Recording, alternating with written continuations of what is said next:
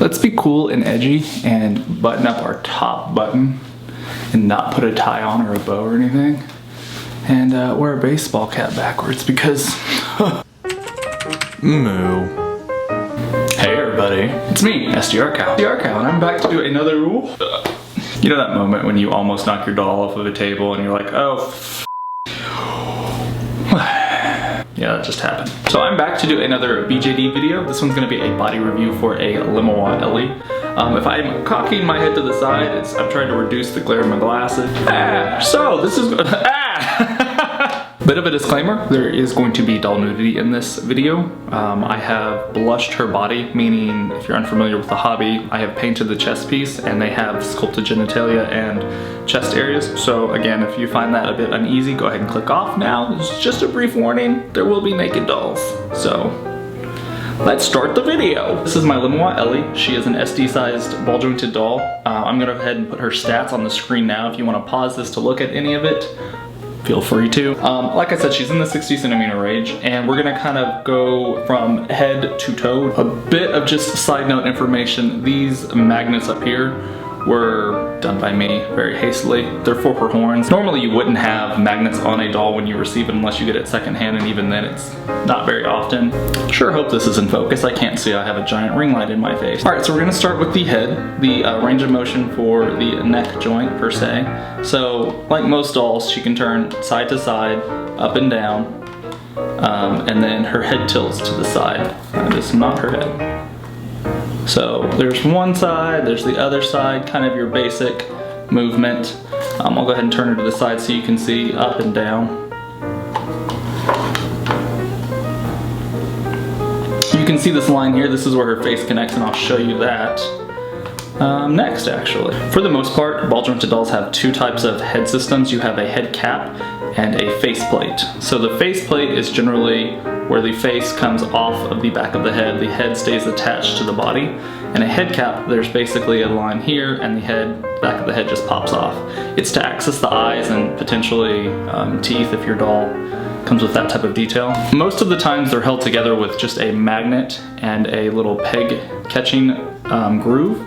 So you just kind of lift forward and pull it off. So as you can see here on the sides, there's these little kind of grooves that the back of the head kind of rests into. Now my doll wasn't exactly flush when I got her.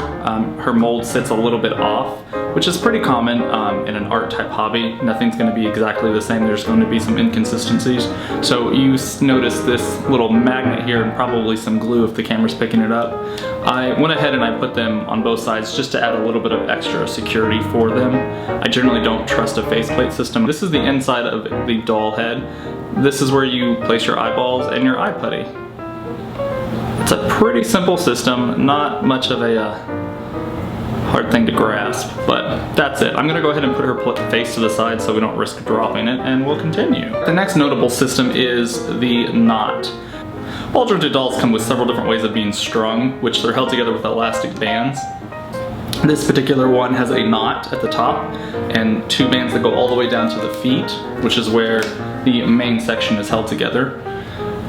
Again, knot. Some come with an S-hook, some come with just a loop over. They're all slightly different, but they all do basically the exact same thing. Moving on down to the shoulder area, this entire doll is on a body that would be considered a single joint, meaning there's no extra pieces to allow them to do that secondary range of motion past a 90-degree angle.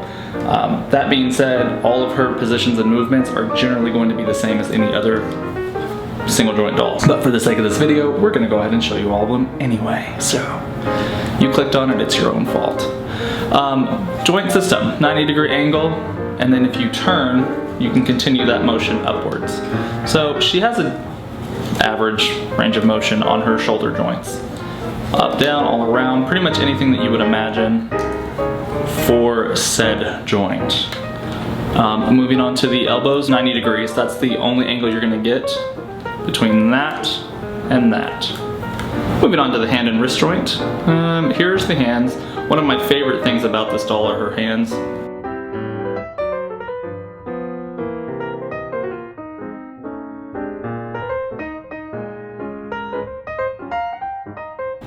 Up and down is not bad. There's not really a side to side as much.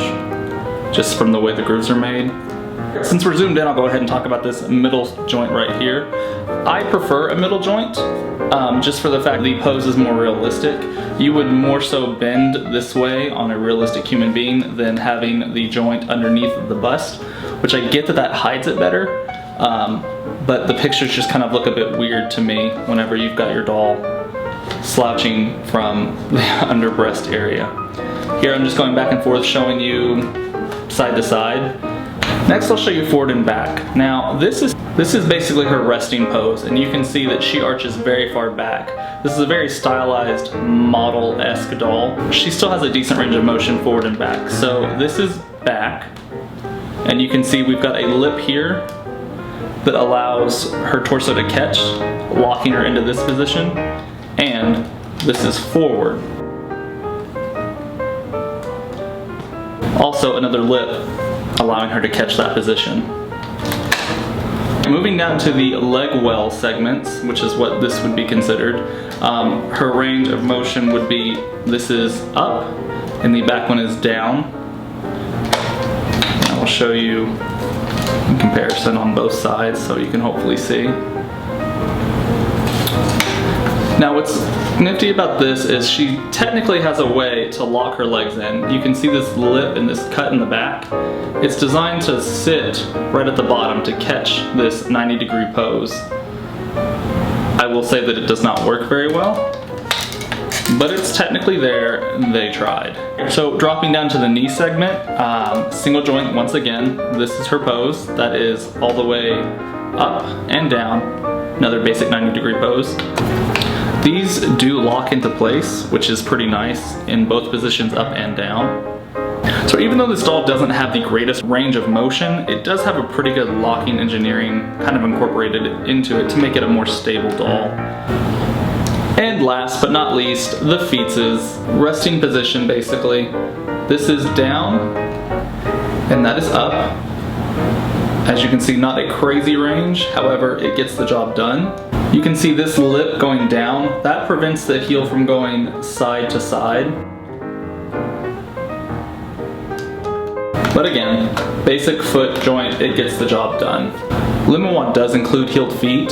Same concept of range of motion and everything. However, it's on a heeled version, so you could swap them out for some high-heeled shoes, or if you just want a bit of a pointed foot, you've got that as an option. Alright, so that's the basic mobility of this doll. Again, it's a Limhwa Ellie. Single jointed body. I don't believe they've got any type of updated doll body out. A lot of companies will start with a single joint and then they'll move on up to more of a posable doll. So if they've got something new, I'm unaware. I've kind of been lax on the hobby the last couple of years, but I don't feel like I've seen any news from Limhwa. Okay, so that's it for the doll review. I hope that has helped somebody in the future. I have tried to film this video several times, so this is it. I'm done. I'm way out of practice and I just accept that. It is what it is. I apologize for the audio. I hope this was not too annoying to listen to. I know it's a bit echoey in my house. I live in a 1920s home and it just is what it is. There's not really a lot we can do about it. It generally doesn't affect us because we never record in this house. So thanks again for watching. If you've got any questions, go ahead and shoot them down below. Preferably actually shoot them over to Instagram, DM me at SDRCow on Instagram.